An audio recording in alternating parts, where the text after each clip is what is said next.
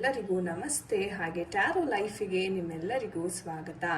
So ಯಾರೆಲ್ಲ first time ಚಾನಲ್ನ ನೋಡ್ತಾ ಇದ್ದೀರಾ, ಚಾನಲ್ಗೆ ಸಬ್ಸ್ಕ್ರೈಬ್ ಆಗಿ ಹಾಗೆ ಬೆಲ್ಲೈಕನ್ನ ಪ್ರೆಸ್ ಮಾಡಿ. ಮತ್ತೆ ಯಾರೆಲ್ಲ ರಿವಿಸಿಟರ್ಸ್ ಇದ್ದೀರಾ ನಿಮ್ಮೆಲ್ಲರಿಗೂ ಟ್ಯಾರೋ ಲೈಫಿಗೆ ಸ್ವಾಗತ.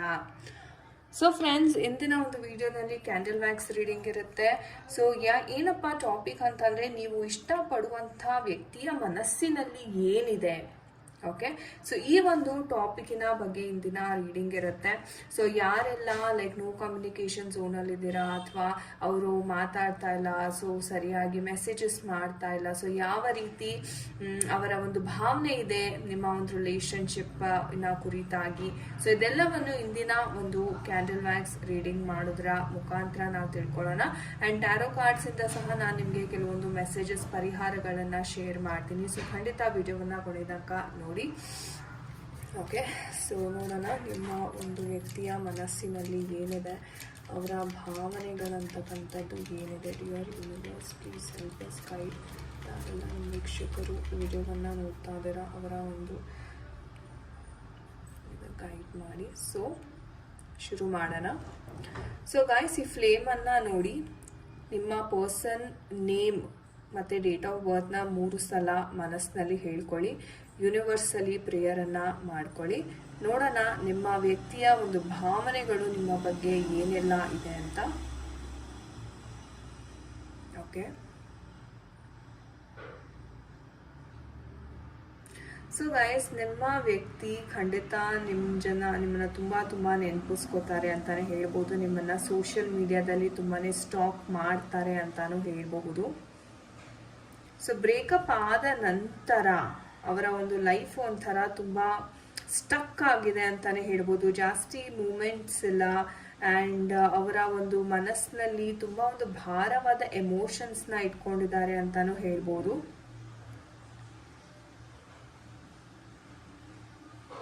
ಸೊ ಮರೀಲಿಕ್ಕೆ ಟ್ರೈ ಮಾಡ್ತಾ ಇದ್ದಾರೆ ನಿಮ್ಮ ಪರ್ಸನ್, ಬಟ್ ಆಗ್ತಾ ಇಲ್ಲ ಅವ್ರ ಕೈಯಲ್ಲಿ.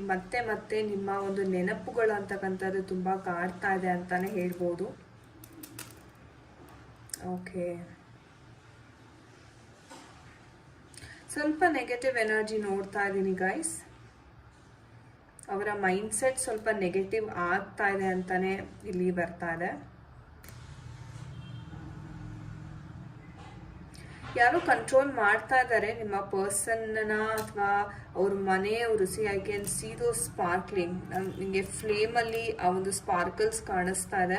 ಸೊ ದಟ್ ಮೀನ್ಸ್ ದಟ್ ತುಂಬ ಎನರ್ಜೀಸ್ ಇವ್ರನ್ನ ಬಾದರ್ ಮಾಡ್ತಾ ಇದೆ ಅಂತಾನೆ ಇಲ್ಲಿ ಬರ್ತಾ ಇದೆ. ಫ್ಯಾಮಿಲಿನಲ್ಲಿ ಇವ್ರನ್ನ ತುಂಬ ಒಬ್ರು ತಲೆ ಕೆಡಿಸ್ತಾ ಇದ್ದಾರೆ ನಿಮ್ಮ ಪ್ರೀತಿಯ ವಿಚಾರವಾಗಿ. ನಿಮ್ಮ ಪರ್ಸನ್ಗೆ ಅವ್ರ ಮೇಲೆ ನಂಬಿಕೆ ಇಲ್ಲ. ಅವ್ರು ಹೇಳೋ ಮಾತನ್ನ ಸಹ ಅವರು ಏನು ಕಿವಿಗೆ ಹಾಕೊಂಡಿಲ್ಲ. ಬಿಕಾಸ್ ಅವ್ರಿಗೆ ನಿಮ್ಮ ಮೇಲೆ ನಂಬಿಕೆ ಅಂತಕ್ಕಂಥದ್ದಿದೆ, ತಮ್ಮ ಪ್ರೀತಿ ಮೇಲೆ ನಂಬಿಕೆ ಅಂತಕ್ಕಂಥದ್ದಿದೆ. ಸೊ ಯಾರೇನೇ ಹೇಳಿದ್ರು ನಾನು ನನ್ನ ಪ್ರೀತಿಯನ್ನು ನಾನು ಉಳಿಸ್ಕೋತೇನೆ ಅನ್ನೋ ಒಂದು ಭಾವನೆಯಲ್ಲಿ ನಿಮ್ಮ ಪರ್ಸನ್ ಇದ್ದಾರೆ ಅಂತಾನೆ ಹೇಳ್ಬೋದು. ಯಾರೇನೇ ಹೇಳಿದ್ರು ಅಷ್ಟೇ ನಿಮ್ಮ ಪರ್ಸನ್ ಅಷ್ಟು ಅವರನ್ನ ಸೀರಿಯಸ್ ಆಗಿ ತಗೋತಿಲ್ಲ. ಆ್ಯಂಡ್ ನಿಮ್ಮ ಪರ್ಸನ್ ಅವರ ಫ್ರೆಂಡ್ಸ್ ಜೊತೆ ಎಸ್ಪೆಷಲಿ ನಿಮ್ಮ ವಿಚಾರವಾಗಿ ತುಂಬಾ ಡಿಸ್ಕಸ್ ಮಾಡ್ತಾರೆ. ಸೊ ನೋಡಿ, ನೀವು ಮತ್ತೆ ಸ್ಪಾರ್ಕ್ಸ್ ಬರ್ತಾ ಇದೆ ಫ್ಲೇಮಲ್ಲಿ. ಸೊ ಆ ಡಿಸ್ಕಷನ್ ಮಾಡೋದ್ರಿಂದ ಕೆಲವೊಮ್ಮೆ ಏನಾಗುತ್ತೆ, ಕೆಲವರು ತುಂಬ ನೆಗೆಟಿವ್ ಆಗಿ ಮಾತಾಡ್ತಾರೆ ಈ ಒಂದು ರಿಲೇಶನ್ಶಿಪ್ಪಿನ ಕುರಿತಾಗಿ. ಸೊ ಆ ಕಾರಣದಿಂದ ನಿಮ್ಮ ಒಂದು ಪರ್ಸನ್ ಯಾರಿದ್ದಾರೆ ಅವ್ರಿಗೆ ನಿಜವಾಗ್ಲೂ ಓಕೆ ಇದು ನಿಜ ಅಂತ ನಂಬ್ಕೊಂಡ್ಬಿಡ್ತಾರೆ. ಅಂದರೆ ಸ್ನೇಹಿತರ ಮಾತನ್ನ ತುಂಬ ಬೇಗ ಕೇಳ್ತಾರೆ, ಹಾಗೆ ಅದೇ ಸತ್ಯ ಅಂತ ಸಹ ಅವರು ನಂಬ್ಕೊಂಡಿದ್ದಾರೆ. ಹಾಗಾಗಿ ನಿಮ್ಮ ಪರ್ಸನ್ಗೆ ಅಷ್ಟು ದೃಢವಾದ ಒಂದು ಕಮಿಟ್ಮೆಂಟ್ ಅಂತಕ್ಕಂಥದ್ದು ನಿಮಗೆ ಎಸ್ಪೆಷಲಿ ಕೊಡಲಿಕ್ಕೆ ಆಗ್ತಿಲ್ಲ. ಸೊ ಯಾಕೆ ಅಂತ ರೀಸನ್ ನೋಡಿದ್ರೆ, ಅವರ ಫ್ರೆಂಡ್ಸ್ ಜೊತೆ ಇವರು ತುಂಬ ಡಿಸ್ಕಸ್ ಮಾಡೋದು, ಫ್ಯಾಮಿಲಿ ಜೊತೆ ನಿಮ್ಮ ಬಗ್ಗೆ ತುಂಬ ಡಿಸ್ಕಸ್ ಮಾಡೋದು. ಸೊ ಈ ಥರ ಡಿಸ್ಕಷನ್ ತುಂಬ ಮಾಡಿ ಅವರ ಒಂದು ನೆಗೆಟಿವಿಟಿ ಸಹ ನಿಮ್ಮ ಒಂದು ರಿಲೇಶನ್ಶಿಪ್ ಮೇಲೆ ಬಿದ್ದಿದೆ, ಅಥವಾ ಅವರ ಇನ್ಫ್ಲೂಯೆನ್ಸ್ ಅಂತಕ್ಕಂಥದ್ದು ಆಗ್ತಾ ಇದೆ ನಿಮ್ಮ ಒಂದು ರಿಲೇಶನ್ಶಿಪ್ಪಲ್ಲಿ.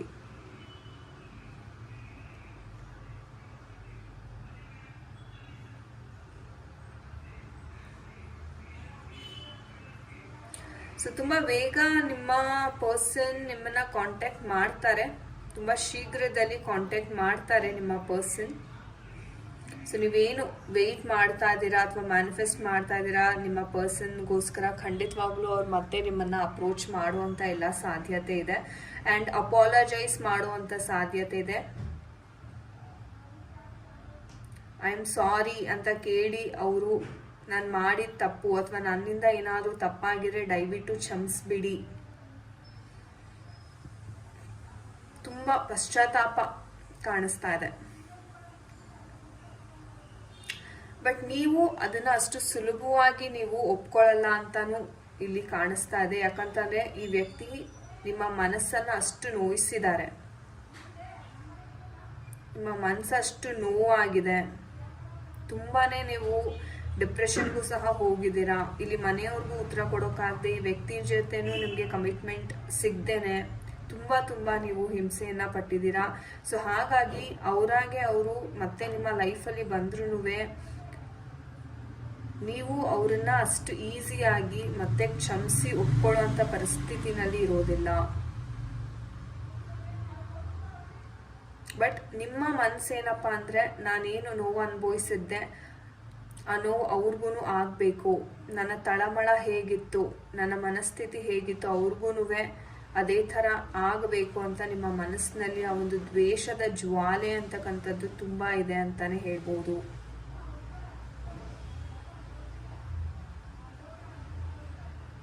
ಬಿಕಾಸ್ ಈಗ ಆಲ್ರೆಡಿ ನೀವು ಸುಮಾರು ಸಲ ಈ ವ್ಯಕ್ತಿಯಿಂದ ಮೋಸ ಹೋಗಿದ್ದೀರಾ, ಆದ್ರೂ ನಿಮ್ಮ ಒಂದು ನಂಬಿಕೆ ಅಂತಕ್ಕಂಥದ್ದೇನಿದೆ ಅದು ತುಂಬ ದೃಢವಾಗಿ ಇದ್ದಿದ್ರಿಂದ ನೀವು ಇಲ್ಲಿವರೆಗೂ ಸಸ್ಟೈನ್ ಮಾಡಿದ್ದೀರಾ,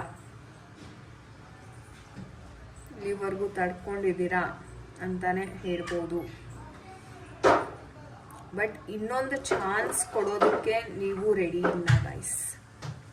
ಸೊ ಅವ್ರು ಮತ್ತೆ ವಾಪಸ್ ಬಂದ್ರೂ ಒಂದು ರೀತಿ ನಿಮಗೆ ಆ ಭಯ, ಆ ಒಂದು ಫಿಯರ್ ಅಂತಕ್ಕಂಥದ್ದು ಇನ್ನೂ ಕಾಡ್ತಾ ಇದೆ. ಬಿಕಾಸ್ ಕಂಪ್ಲೀಟಾಗಿ ನಿಮ್ಮ ಮನಸ್ಸು ರೆಡಿ ಇಲ್ಲ ಈ ವ್ಯಕ್ತಿಯನ್ನು ಒಪ್ಕೊಳ್ಳೋದಕ್ಕೆ. ಮತ್ತೆ ಅದೇ ಥರ ಮಾಡಿದ್ರೆ ಅನ್ನೋ ಒಂದು ಟೆನ್ಷನ್, ಒಂದು ಗಾಬರಿ ಅಂತಕ್ಕಂಥದ್ದು ಇಲ್ಲಿ ಕಾಣಿಸ್ತಾ ಇದೆ.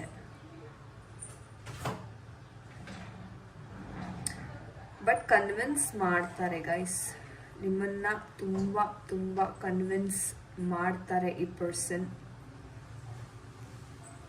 ಎಷ್ಟು ಮಟ್ಟಿಗೆ ಅಂತಂದರೆ ಮತ್ತೆ ನೀವು ಈ ಪರ್ಸನ್ ಜೊತೆ ನಂಬಿಕೆ, ಟ್ರಸ್ಟ್ ಬೆಳೆಸ್ಕೊಳ್ಳೋ ಅಷ್ಟು ಕನ್ವಿನ್ಸ್ ಮಾಡ್ತಾರೆ ಈ ಒಂದು ಪರ್ಸನ್. ಬಟ್ ನಾನೇನು ಹೇಳ್ತೀನಿ ಅಂದರೆ ಯೋಚನೆ ಮಾಡಿ ನೀವು ನಿರ್ಧಾರವನ್ನು ಕೈಗೊಳ್ಳೋದು ಉತ್ತಮ ಈ ಒಂದು ವಿಚಾರದಲ್ಲಿ. Okay, fine.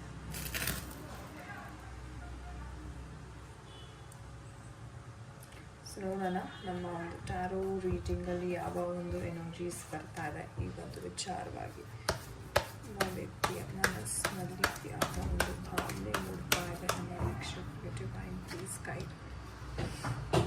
ಸೊ ಈಗೋ ಅಂತಕ್ಕಂಥದ್ದು ತುಂಬಾನೇ ಕಾಣಿಸ್ತಾ ಇದೆ. ಓಕೆ,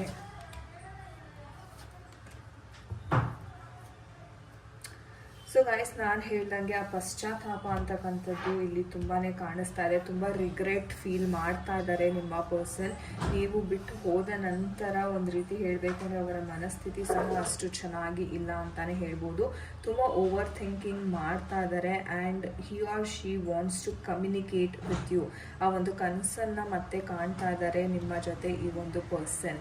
ಆ್ಯಂಡ್ ಎಷ್ಟೇ ಲೆಟ್ ಗೋ ಮಾಡಬೇಕು ಅಂತ ಅಂದ್ಕೊಂಡ್ರೂ ನಿಮ್ಮ ಪರ್ಸನ್ಗೆ ಈ ಒಂದು ವಿಚಾರದಲ್ಲಿ ವಿಷಯದಲ್ಲಿ ನಿಮ್ಮನ್ನು ಎಸ್ಪೆಷಲಿ ಲೆಟ್ಕೋ ಮಾಡೋದಕ್ಕೆ ಒಂಚೂರು ಇಷ್ಟ ಇಲ್ಲ ಅಂತಾನೆ ಹೇಳ್ಬೋದು. ಬಟ್ ಆದ್ರೂ ಇವರ ಈಗೋ ಅಂತಕ್ಕಂಥದ್ದು ತುಂಬಾ ಒಂದು ರೀತಿ ಇವರೇ ಸೆಲ್ಫ್ ಫೋಕಸ್ಡ್ ಆಗಿದ್ದಾರೆ ಗೈಸ್. ಸೊ ಇದನ್ನು ಕಂಪ್ಲೀಟಾಗಿ ಬಿಟ್ಟು ಇವರು ಖಂಡಿತವಾಗ್ಲೂ ನಿಮ್ಮ ಮೇಲೆ ಫೋಕಸ್ ಮಾಡ್ತಾರೆ ಮತ್ತು ನಿಮ್ಮ ಬಳಿ ಬರ್ತಾರೆ ಅಂತಲೇ ಹೇಳ್ಬೋದು. ಸೊ ಯಾರೆಲ್ಲ ನೋ ಕಮ್ಯುನಿಕೇಷನ್ ಝೋನಲ್ಲಿ ಇದ್ದೀರಾ ಮತ್ತೆ ಕಮ್ಯುನಿಕೇಷನ್ ಆಗುವಂಥ ಸಾಧ್ಯತೆ ಇಲ್ಲಿ ಕಾಣಿಸ್ತಾ ಇದೆ ಅಂತಲೇ ಹೇಳ್ಬೋದು. ಸೊ ಎಸ್, ಖಂಡಿತ ಪೇಷನ್ಸ್ ಆಗಿ ವೆಯ್ಟ್ ಮಾಡಿ ಗೈಸ್. ಓಕೆ, ಸೊ ಎಸ್, ಇದಾಗಿತ್ತು ಇವತ್ತಿನ ಒಂದು ರೀಡಿಂಗ್. ಐ ಹೋಪ್ ನಿಮಗೆ ಇಷ್ಟ ಆಗಿದೆ. ಯಾರ ಜೊತೆ ಎಲ್ಲ ಇದು ರೆಸೊನೇಟ್ ಆಯಿತು ಖಂಡಿತ ಕಮೆಂಟ್ ಸೆಕ್ಷನಲ್ಲಿ ತಿಳಿಸ್ಕೊಡಿ. Thank you so much for watching this video guys. ನಾನು ನಿಮಗೆ ಸಿಗ್ತೀನಿ ಮುಂದಿನ ವಿಡಿಯೋದಲ್ಲಿ. ಅಂಟಿಲ್ ದೆನ್ ನಿಮ್ಮೆಲ್ಲರಿಗೂ ನಮಸ್ತೆ, ಹರೇ ಕೃಷ್ಣ.